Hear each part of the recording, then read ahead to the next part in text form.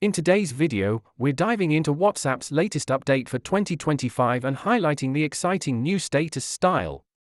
The vertical status feature is not only a fresh take on sharing updates, but it also brings back a beloved format that many users missed. Let's walk through the steps to access your settings for status update preferences. It's easier than you think. Once you're in the settings, look for the option to toggle back to the vertical status style. Just a quick flip and you're set.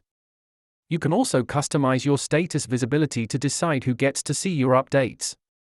Make it as personal or public as you like. Now that you're all set up, let's get creative. Here are some tips on making your vertical status updates truly engaging. You might run into a few common issues while switching back to the vertical style. Don't worry, we've got solutions. Let's take a look at what the WhatsApp community has to say about the return of the vertical status style.